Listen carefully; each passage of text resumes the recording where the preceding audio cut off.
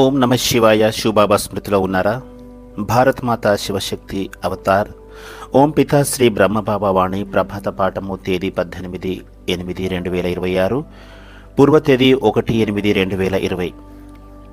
తిరిగి లభించిన పిల్లలు తండ్రి మిమ్మల్ని కేవలము జ్ఞాన స్వరూపంలోనో లేదా ఎన్ని సంవత్సరాలుగా జ్ఞానంలో ఉన్నారనే కోణంలోనో చూడటం లేదు. తండ్రి ఏం చూస్తున్నారంటే మీలో ఎంత ప్రేమ ఉంది, ఎంత శాంతి ఉంది, సుఖము ఉన్నది, ఈ విధంగా చూస్తున్నారు. తండ్రి ఇదే చెక్ చేస్తున్నారు. మీరు జ్ఞానంలోకి వచ్చి ఎన్ని సంవత్సరాలైంది అనే దానితో తండ్రికి సంబంధం లేదు. ఓం నమ శివాయ. చూడండి, ప్రేమ అంటే ఏమిటి? అది మనల్ని ఎగిరేలా చేస్తుంది. ఒకే క్షణంలో ఎగరవేసింది కదా. ఎలా ఎగిరారు? బాబా అన్నారు పిల్లలు విచ్చేయండి అని. అలాగే పిల్లలు కూడా వచ్చేసామని చూపించారు. వావ్, చాలా గొప్ప విషయము, గొప్ప డ్రామా, గొప్ప బాబా. బాబా ఎంతో గొప్పవారు, ఈ డ్రామా కూడా చాలా గొప్పది. అలాగే పిల్లలు కూడా ఎంతో గొప్పవారు. పిల్లలు ఎంత గొప్పవారంటే చాలా గొప్పవారు. తండ్రి కూడా అంతే గొప్పవారు. గారాబాల పిల్లలు, తీయనైన పిల్లలు ఇక్కడ కూర్చున్నారు, ఫరిస్తాలుగా మారి కూర్చున్నారు. చూశారా మా ప్రేమ, తండ్రి ప్రేమ ఎంత వాస్తవమైనదో? ఆ ప్రేమే మిమ్మల్ని ఇక్కడికి తీసుకువచ్చేలా చేసింది. ఇక నేను వస్తాను, మీరే చెప్పండి అని పిల్లలు అడగగానే సరే పిల్లలు వచ్చేయండి అని బాబా కూడా ఒప్పుకున్నారు. అందుకే పిల్లలు పరుగున వచ్చేశారు. తండ్రి చూస్తున్నారు, పిల్లలందరూ తమ తమ స్థానాల్లో సరిగ్గా ఉన్నారు. ఎందుకంటే అందరూ ఇటు అటు తిరిగి అలసిపోయారు. ఎవరికి సరియైన మార్గం కనిపించడం లేదు. మనం ఏదైనా కొనే ముందు కొంచెం శాంపుల్ చూస్తాం కదా. అలాగే నా పిల్లలు చాలా ప్రియమైన వారు. అక్కడికి వెళ్ళాము, ఇక్కడికి వెళ్ళాము అనుకోకండి. నా బాబా అన్నింటిలో అనుభవజ్ఞుడిగా చేశారు. ఇక నేను జీవితంలో మోసపోను అని అనుకోవాలి. ఇప్పుడు ఎవరు ఏమనుకున్నా, ఏది చెప్పినా నా బాబా నన్ను గట్టి పునాది ఉన్నవారిగా, నిశ్చయబుద్ధి గలవారిగా చేశారు. ఇక నేను ఎప్పటికీ మోసపోను అని అనుకోవాలి. ఇది ఎంతో సంతోషకరమైన విషయము. అందుకే ఆ తన్మయత్వంలో ఉండాలి. నాకు ఎవరు లభించారు? నా బాబా లభించారు, ప్రియమైన బాబా లభించారు అని భావించాలి. పిల్లలు చూడండి, మనసులోకి ఎలాంటి ఆలోచనలైనా రానివ్వండి, ఎంత సంశయం వచ్చినా రానివ్వండి, కానీ ఒక మాటను మాత్రం ఎప్పటికీ మర్చిపోకండి. నేను నా బాబా అనే మాట. మిగతా ప్రశ్నలు సమాధానాలు అన్ని తర్వాతనే. ముందు ఎవరు? నా బాబా. నాకు నా బాబా గురించి పూర్తి నమ్మకం ఉంది. అదేవిధంగా గుర్తించగలను కూడా. ఈ ప్రపంచాన్నంతటినీ వదిలివేసి నేను ఏకాంతంలో కూర్చున్నప్పుడు నా బాబా నాతో మిలనము జరుపుకోవడానికి వస్తారు. కేవలము దీని గురించి ఆలోచించాలి. బయట ఎక్కడ నిశ్చయం ఉన్నా లేకపోయినా నేను కూర్చొని నా తండ్రిని గుర్తు చేసుకోగానే నా బాబా ఎంతో సంతోషంగా తన్మయత్వంలో నా దగ్గరికి వచ్చేస్తారు, నా హృదయంలోకి వచ్చేస్తారు అని భావించాలి. హృదయంలోకి రావడానికి తలుపు తెరిచి ఉంది, కానీ బయటికి వెళ్లే దారులన్నీ మూసుకుపోయాయి. అవును కదా. నా హృదయం ఎలాంటిదంటే అందులోకి బాబా రావడమే తప్ప బయటికి వెళ్ళడానికి మార్గమే లేదు. అది ఒక అద్దాల మెడ లాంటిది. ఆ మెడలోకి వెళ్ళటము సులభమే, కానీ బయటికి రావాలంటే చాలా కష్టము. అక్కడే ఆగిపోతారు. అలాగే హృదయంలో ఉన్న బాబా కూడా బయటకు వెళ్ళలేరు. ఇది కూడా తండ్రి అపారమైన ప్రేమకు గుర్తు. చూడండి, మీరు ఎంతోమంది పిల్లలు ఇక్కడ కూర్చున్నారు. తండ్రి ఏమంటున్నారంటే తండ్రి మొత్తం విశ్వాన్ని చూస్తున్నారు. ఈ సృష్టికి బీజస్వరూపుడైన తండ్రి ఈ మాటను మీకు చెప్తున్నారు. దీనిని బట్టి మీ వెనక ఎవరున్నారో ఊహించండి. మొత్తం విశ్వమే మీ వెనక ఉంది. మొత్తం ప్రపంచం మీ వెనక ఉంది. ఒక అలవలే అందరూ పరిగెత్తుకుంటూ వస్తారు. నా బాబా ఎక్కడికి వచ్చారు అని పరిగెత్తుతారు. ఇలాంటి అదృష్టం మీది. దీన్ని అదృష్టమని చెప్పండి, సౌభాగ్యమని చెప్పండి, మహాభాగ్యమని చెప్పండి, లేదా ఒక పెద్ద లాటరీ అని చెప్పండి, లేదా జాక్పాట్ అని చెప్పండి. ఇది ఎలాంటి జాక్పాట్ అంటే ఇతర పిల్లలకు దొరకనటువంటిది. ఎందుకంటే మీరందరూ ఎంతో మహోన్నతులు, మహా సౌభాగ్యవంతులు. ఎందుకంటే ఏ పిల్లలైతే తండ్రిని కలిసి వెళ్ళిన తర్వాత కూడా మాకు ఇంకా నిశ్చయం కుదరడం లేదు అని అంటున్నారో వారి గురించి ఏమనాలి? వారు తమకు దొరికిన జాక్పాట్ను వదులుకున్నారు, లాటరీ వద్దని తిరస్కరించారు. సరే, అయితే ఆ భాగ్యాన్ని బాబా మరొకరికి ఇచ్చేస్తారు. ఎందుకంటే ఎవరైనా ఎంత కాపీ చేసినా ఒరిజినల్ ఎప్పుడు ఒరిజినల్గానే ఉంటుంది కదా. ఎక్కడైతే అసలైన సరుకు దొరుకుతుందో అదే అసలైన షాపు. జనాలు మిగతా షాపుల్లో ఎంత వెతికి అలసిపోయినా చివరికి అసలైన స్థానానికి తిరిగి వస్తారు. అసలైన వజ్రాల షాపులో సాధారణంగా జనం తక్కువగా ఉంటారు. అదే నకిలీ లేదా డూప్లికేట్ వస్తువులు అమ్మే చోట ఎంతో రద్దీ ఉంటుంది. మరి తండ్రి వద్ద ఏముంది? అసలైన వజ్రం ఉంది. నకిలీ అంటే ఏమిటో వారికి తెలియదు. ఎందుకంటే వజ్రం విలువ రత్నాల వ్యాపారికే తెలుస్తుంది. మరి మీరందరూ ఎవరు? పిల్లలు సమాధానం చెప్పారు. బాబా యొక్క రత్నాల పిల్లలు. అవును, వెరీ గుడ్. ఒకే సెకనులో చూడగానే నా బాబా అని గుర్తుపట్టిన నిజమైన రత్నాల పిల్లలు మీరు. ఆహా నా బాబా, ఓ నా బాబా అని గుర్తుపట్టేశారు. మీరందరూ చెప్పండి, ఇదే సంగమయుగంలో మళ్ళీ ఈ రకంగా కలవడం జరుగుతుందని ఎప్పుడైనా అనుకున్నారా? ఒకరు చెప్పారు బ్రహ్మబాబా వెళ్ళిపోయారని అనుకున్నాము. అవును వెళ్ళిపోయారు, కానీ ఇప్పుడు ఎక్కడ కలుస్తారు? జనవరి 18 రాగానే కొందరు ఏడుస్తూ కూర్చుంటారు, కన్నీళ్లు కార్చుతున్నారు. కన్నీళ్లు కార్చడం వల్ల ఏమి లాభము? తండ్రి సమానంగా కావాలి, ఏడవడం వల్ల ఏమి ఉపయోగము? చూడండి పిల్లలు, ప్రేమలో ఏం జరుగుతుంది? ఇద్దరి మధ్య ప్రేమ ఉన్నప్పుడు వారి సంస్కారాలు వేరువేరుగా ఉన్నా ప్రేమ ఏం చేస్తుందంటే ఎదుటివారిని మన ప్రేమ రంగులో ముంచేస్తుంది, లేదా మనమే వారి ప్రేమ రంగులో ముంచేలా చేస్తుంది. అంతే కదా? అలా అయినప్పుడే ఆ జంట సరిగ్గా ఉంటుంది. ఇప్పుడు మనందరికీ జోడి ఎవరితో కుదిరింది? మన బాబాతో కుదిరింది. మరి ఇప్పుడు మనం ఏం చేయాలి? ఆ తండ్రి రంగులో మునిగిపోవాలి. ఎందుకంటే మన సొంత రంగు చాలా తేలికగా ఉంది, ఎప్పుడైనా వెలిసిపోతుంది, అంటే ఇతరుల ప్రభావం పడిపోతుంది, అంతే కదా? కానీ మన తండ్రి రంగు ఎంత శ్రేష్టమైనదంటే అలాంటి రంగు ఇప్పటి వరకు తయారు కాలేదు, ఇక ముందు కూడా తయారు కాదు, ఎవరు తయారు చేయలేరు కూడా. ఇది పరమాత్మ ప్రేమ యొక్క అమూల్యమైన రంగు. దీని ముందు ప్రపంచంలోని అన్ని రంగులు వెలవెలబోతాయి. తండ్రి ప్రేమ అనే రంగు ముందు ప్రాపంచిక రంగులన్నీ దిగదుడిపే. ఎంతటి సత్యమైన నిస్వార్థమైన ప్రేమ రంగు ఇది. సరేనా? ఒక మాట చెప్పండి, తండ్రికి మీ నుంచి ఏమైనా కావాలా? ఏమీ వద్దు. చూడండి, మనం ఏమని చెబుతాము? బాబా ఈ ఇల్లు నీది, ఈ పిల్లలు నీవారు. పిల్లలే కాదు, నేను కూడా మీ వారినే. మనది అని చెప్పుకోవడానికి ఏమీ లేదు, అంతా ఖాళీ. ప్రతిదీ ఎవరిది? నా బాబాది. నేను కూడా నా బాబా వారినే. కాబట్టి ఇప్పుడు నాది అంటూ ఏమీ లేదు. మనకు ఉన్నది ఒకే ఒక తోడు, ఒకే స్థానము. ఈ విధంగా ఆలోచించండి. నా బాబా ఎంతో ప్రియమైనవారు. తండ్రి సమస్త శక్తులకు, ఈ పూర్తి ప్రపంచానికి రచయిత అయి ఉండి కూడా ఎంతటి నిరహంకారిగా ఉన్నారు. ఇలాంటి అసలైన వజ్రం మనకు ఎక్కడైనా దొరుకుతుందా? తండ్రికి ఏమైనా కావాలా? ఆ బిందు స్వరూపుడైన శివబాబాకు దుస్తులు తొడగాల్సిన అవసరం ఉందా? నాకు దుస్తులు తెచ్చివ్వండి, చెప్పులు తెచ్చివ్వండి, తొడుక్కుంటాను అని అడుగుతారా? అడగరు కదా. ఇల్లు కట్టివ్వండి, అందులో నేను ఉంటాను అని అడుగుతారా? బాబాకు ఏది వద్దు. తండ్రి ప్రేమ కేవలము నిస్వార్థమైనది. పిల్లలను చూస్తుంటే ఎంతో ఆశ్చర్యంగా అనిపిస్తుంది. శరీరం మారినా, శక్తులు మారినా ఈ సంగమ యుగంలో తండ్రి పిల్లల ఆత్మీయ కలయిక మళ్ళీ ఈ విధంగా జరుగుతుందని ఎవరు ఊహించలేదు. ఎందుకంటే తండ్రి కూడా శరీరంలో ఉన్నప్పుడు నాటకానికి సంబంధించిన అన్ని రహస్యాలను ఒకేసారి చెప్పరు. శరీరం వదిలిన తర్వాతే ఈ నాటకం యొక్క పూర్తి దృశ్యం బుద్ధిలోకి వస్తుంది. పరంధామంలో పైన కూర్చొని తండ్రి నిరీక్షిస్తూ ఉన్నారు. నా పిల్లలు ఎప్పుడు వస్తారు అని చూస్తున్నారు. చూడండి, ఆ సమయం ఇప్పుడు వచ్చేసింది. తండ్రి అలా కూర్చొని పిల్లల వైపే చూస్తున్నారు. చూడండి సోదరులారా, పైన పరంధామంలో పగలు రాత్రి అనేది ఉండదు. అలాగే ఉదయము సాయంత్రం కూడా ఉండదు. ఇక్కడే పగలు రాత్రి ఉదయం సాయంత్రాలు ఉంటాయి. అక్కడ ఏమైనా గడియారాన్ని చూస్తారా? చూడరు కదా. ఇప్పుడు ఇన్ని గంటలైంది, పిల్లలు ఇంత పెద్దవారై ఉంటారు, శరీరం ఇంత పెరిగి ఉంటుంది అని చూడనే చూడరు. కేవలము పరంధామం నుంచి చూస్తూ ఉంటారు. ఎంతో ఆశ్చర్యకరమైన పాత్ర ఇది, ఎంతో ప్రియమైన పాత్ర ఇది. ఒకసారి మీరు కూడా ఆలోచించండి. మనమందరం మళ్ళీ కలుస్తామని తెలిసినప్పుడు ఎంతో సంతోషం కలిగింది. ఓహో, నా అమూల్యమైన రత్నాలు తిరిగి వస్తున్నారు. శరీరం వదిలిపెట్టారు, ఇప్పుడు చిన్న చిన్న పిల్లలుగా మారి మళ్ళీ జన్మ తీసుకున్నారు. ఇప్పుడు 1 సంవత్సరం 2 సంవత్సరాల వయసు వచ్చి పెద్దవారవుతున్నారు అని బాబా కూడా అనుకుంటారు. బాబా అడిగారు, బాబా మీరు మా కోసం నిరీక్షిస్తారా? బాబా సమాధానం చెప్తున్నారు, అవును, జన్మ జన్మల నుంచి ఎవరితో అయితే సంబంధమో జతకట్టి ఉందో అలాంటి వారి కోసం ఎందుకు నిరీక్షించకుండా ఉంటారు? తన పిల్లల కోసం ఏ తండ్రి ఎదురు చూడకుండా ఉంటారు? ఎందుకంటే అంతా కనిపిస్తూనే ఉంది. పాత విషయాలని గుర్తుకొస్తున్నాయి. అప్పుడు ఎలా ఉండేవారు, ఇప్పుడు ఎలా ఉన్నారు, ఇక ముందు ఎలా తయారు కాబోతున్నారు, ఎవరితో కలిసి ఉండబోతున్నారు, ఇవన్నీ తలుచుకుంటే ఎంతో సంతోషం కలుగుతుంది. చెప్పండి, సంతోషంగా ఉంటుంది కదా. ఆత్మీయ సంబంధం తెలిసినప్పుడు, భవిష్యత్తులో ఏం కాబోతున్నప్పుడు తెలిసినప్పుడు, తండ్రిని కలవబోతున్నామని తెలిసినప్పుడు ఎలాంటి అనుభూతి కలుగుతుంది? మనమందరము అదే ఆత్మీయ నశలో మునిగిపోతాము.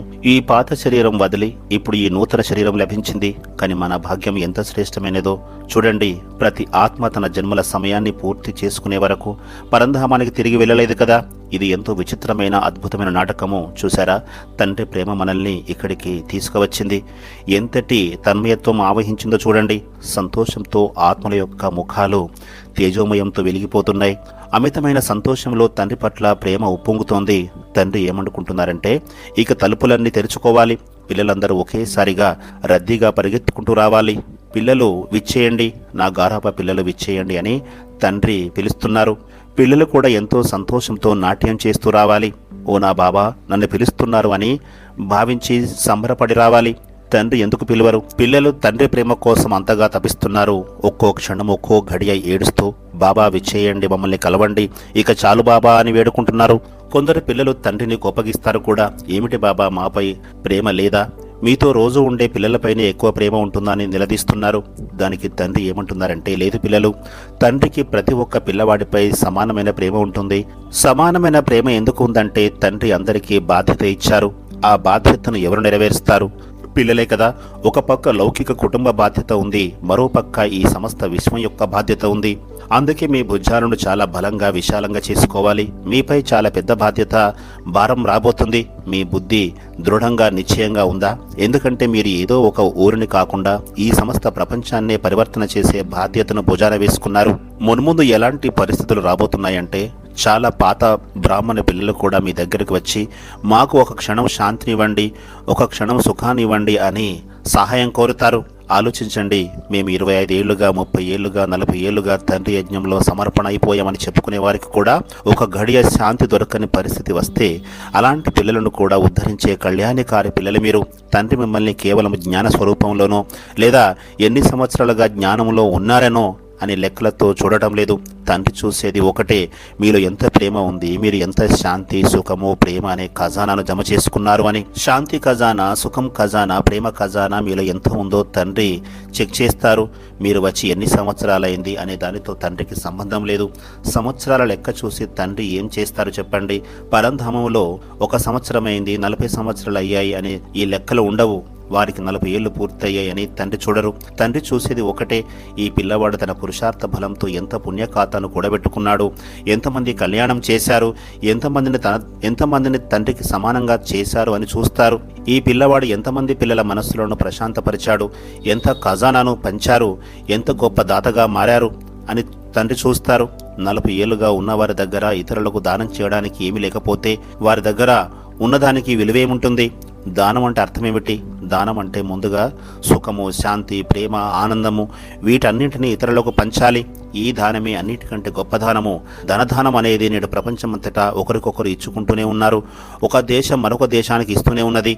కానీ ఎక్కడైనా సుఖశాంతులు లావాదేవీలు జరుగుతున్నాయా? కేవలం దుఃఖాన్ని ఇచ్చిపుచ్చుకోవడం మాత్రమే జరుగుతుంది. సుఖశాంతులను పంచుకోవడం ఎక్కడా జరగడం లేదు. అందుకే తండ్రి ప్రతి ఒక్క పిల్లవాడి నుంచి ఏమి కోరుకుంటున్నారంటే ప్రతి ఒక్కరూ సుఖశాంతులను ఇచ్చిపుచ్చుకోవాలి. కానీ అది ఎప్పుడు సాధ్యమవుతుంది? పిల్లల వద్ద ఆ ఖజానాలు ఉన్నప్పుడే కదా. తండ్రి వచ్చి ఇంటి ముందు ఒక పెద్ద ట్రక్కును ఆపి తలుపు తడుతూ, పదండి పిల్లలు, ఈ పెట్టెలను ఇంట్లో ఉంచుకోండి, ఇదిగో సుఖాల పెట్టె వచ్చింది, ఇదిగో శాంతి పెట్టె వచ్చింది అని చెప్తున్నారు. కానీ పిల్లలు ఏమంటున్నారు? ఆగండి బాబా, కొంచెం సేపు విశ్రాంతి తీసుకొనివ్వండి, కాసేపు ఎదురు చూడండి అని అంటున్నారు. ఆ తర్వాత తలుపులు తెరుస్తారు. అప్పుడు బాబా ఏమంటారు? పిల్లలు, నేను ఇంకా చాలా చోట్లకు వెళ్ళాలి, త్వరగా తీసుకోండి అని చెప్తారు. తండ్రి కొంతసేపు నిరీక్షిస్తారు. అయినా సరే పిల్లలు రాకపోతే తండ్రి ఏం చేస్తారు? సరే, ఇది ఎవరికి అవసరమో వారి దగ్గరికే వెళ్తాను అని తన బండిని మళ్లిస్తారు. తండ్రి ప్రతిరోజు ప్రతి ఒక్క పిల్లవాడి మనస్సు అనే తలుపును తడుతూనే ఉంటారు. ఇదిగో ఈ పెట్టె ఉంచుకోండి, ఇందులో అపారమైన సుఖము, శాంతి, ప్రేమ, ఆనందము, శక్తి, జ్ఞానము, గుణాలు అన్నీ ఉన్నాయని. పిల్లలు బాబాని అడిగారు, దాని కొరకు ప్రత్యేకమైన సమయం ఉంటుందా అని. బాబా చెప్తున్నారు, ఎలాంటి ప్రత్యేక సమయం ఉండదు. మీరు కేవలం మీ మనోద్వారాన్ని తెరవండి. మీరు తెరవగానే ఈ ఖజానాల బండి మీ ముందు ఆగి ఉంటుంది. మీరు ముందు తలుపు తెరవండి. మీరు తలుపు తెరిచే సమయాన్ని ప్రత్యేక సమయం అని అంటారు. తండ్రి రావడానికి ప్రత్యేక సమయం అంటూ ఏది లేదు. నా బాబా, నా తోడు నీడ వచ్చేయండి, నేను సామగ్రి తీసుకోవడానికి తలుపు తెరిచి వేచి ఉన్నాను అని మీరు చెప్పడమే ఆలస్యము. భక్తి మార్గంలో భగవంతుడు ప్రత్యక్షమయ్యాడు అని చూపిస్తారు కదా. అలాగే తండ్రి ఇచ్చే ఈ ఖజానాల పెట్టెలు మీ ముందు ప్రత్యక్షమైపోతాయి.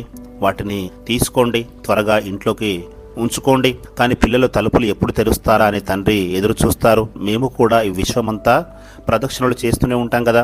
బాబా కూడా ఏమని చెప్తారు? వెళ్ళండి, అందరికీ ఈ ఖజానాలను పంచి రావాల్సిందిగా చెప్తారు.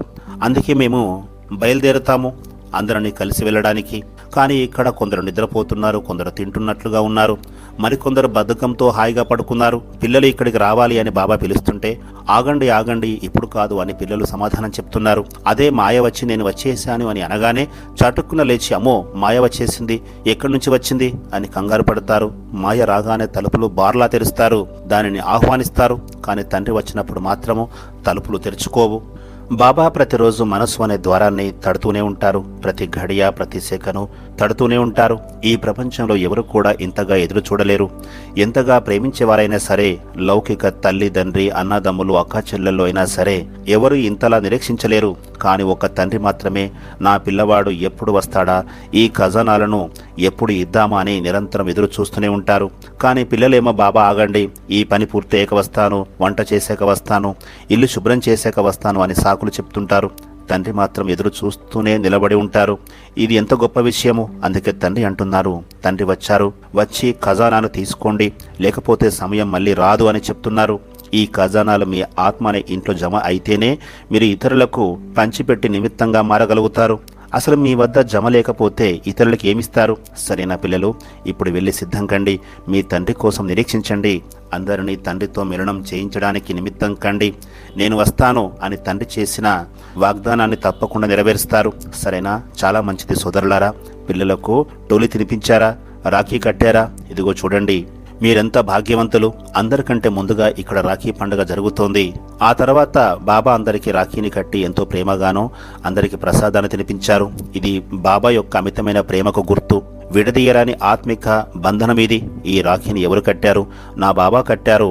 ఎంత అద్భుతంగా ఉందో కదా సోదరులారా. ఒక ఆత్మ తన తోటి ఆత్మ సోదరుడికి ఏం చేస్తుంది? రాఖీని కడుతుంది కదా.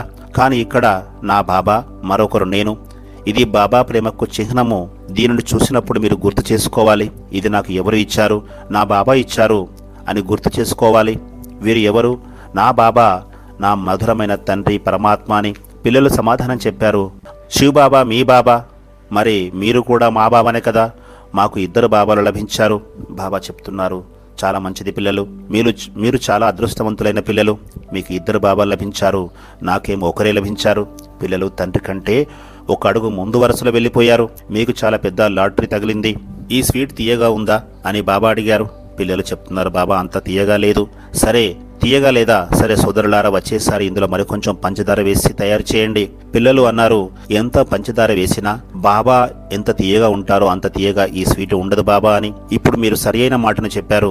తండ్రి అంత తీయగా ఈ ప్రపంచంలో ఎవరు ఉండరు. పిల్లల సంకల్పం ఎలా మారిపోయిందో చూసారా? ఆగండి పిల్లలు, అందరికీ తిలకాన్ని దిద్దుతాము. ఒకరు నా బాబా, ఇంకొకరు నేను. ఈ డబల్ తిలకం దిద్దుకోవాలి. చూడండి, బాబా ఎంతో అద్భుతమైన వారు. ఈ అద్భుతమైన బాబాకు లభించిన అద్భుతమైన పిల్లలు మీరు. ఈరోజు మీకు డబుల్ స్వీట్ లభించింది. ఏమిటి ఆ స్వీటు? దిల్ ఖుష్ మిఠాయి. మీకు డబుల్ జాక్పాట్ లభించింది. సరే పిల్లలు, అంతా కులాసగా ఉన్నారా? నా బాబా లభించారు అంటే నాకు సమస్త ప్రపంచము లభించినట్లే. అవును కదా. రానున్న రోజుల్లో నాటకం ఎలాంటి విచిత్రమైన రహస్యాలను ఆవిష్కరించబోతుందో చూడండి. పిల్లలు అడుగుతారు, బాబా ఇలా కూడా జరుగుతుందా అని. ఆ తర్వాత ఆశ్చర్యపోతారు. పిల్లలు, మీ బుద్ధి ఎంత తీవ్ర పురుషార్థం వైపు సాగుతుందో అంతగా నాటకంలోని రహస్యాలను మీ ముందు ఆవిష్కరించబడతాయి. మీకు లోపల అనుభూతి కూడా కలుగుతూ ఉంటుంది. సరేనా పిల్లలు, మళ్ళీ కలుద్దాం.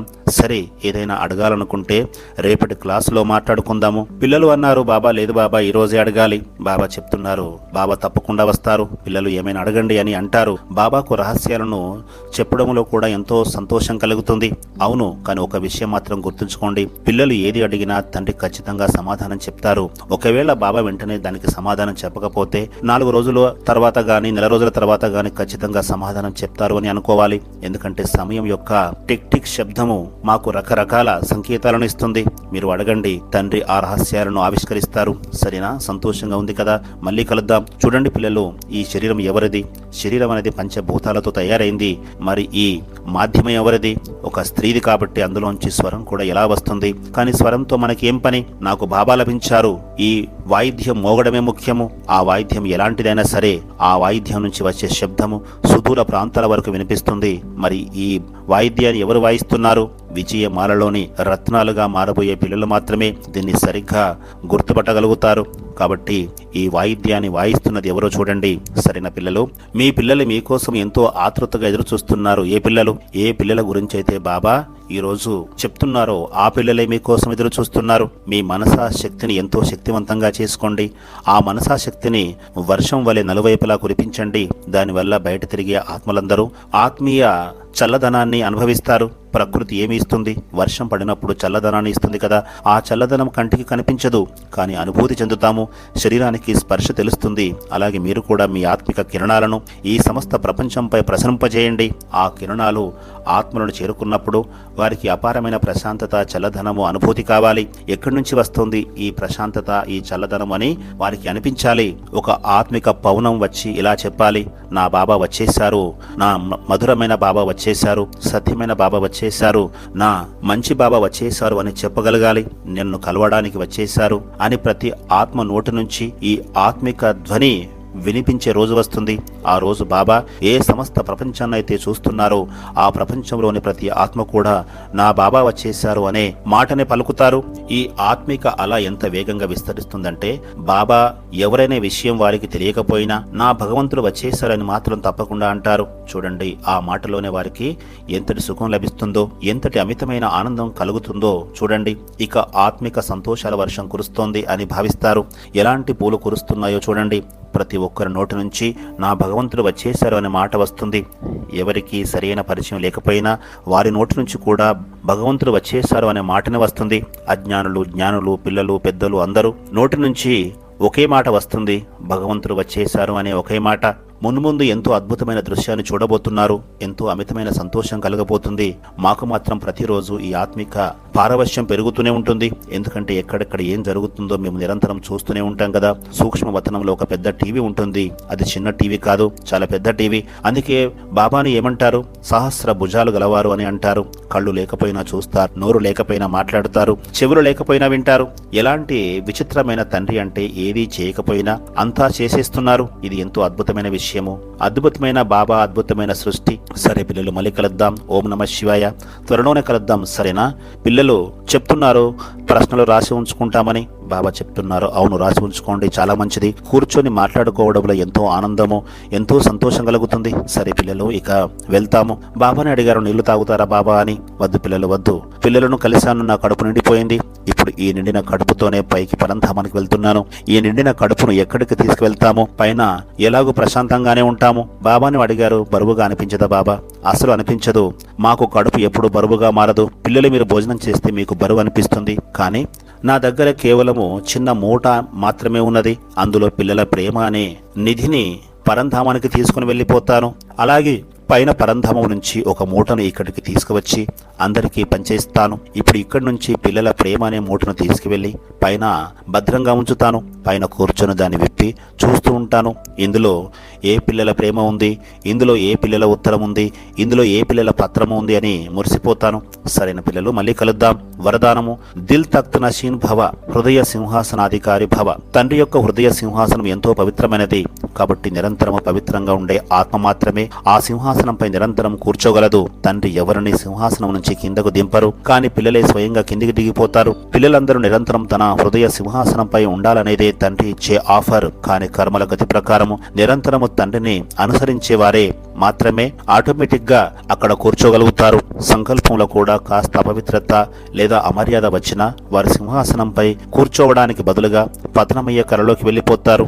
ఒకవేళ ఏదైనా వికర్మ జరిగితే వారు పశ్చాత్తాప స్థితిలోకి వెళ్లిపోతారు. మాటిమాటికి వ్యర్థ సంకల్పాలు వస్తుంటే వారు అనుభూతి చెందే స్థితి నుంచి దిగిపోతారు. ఎక్కడైతే పశ్చాత్తాపం లేదా వ్యర్థాల అనుభూతి ఉంటుందో అక్కడ సింహాసనాధికారిగా ఉండే శ్రేష్టమైన ఆత్మిక తన్మయత్వము ఉండదు. ఓం నమః శివాయ.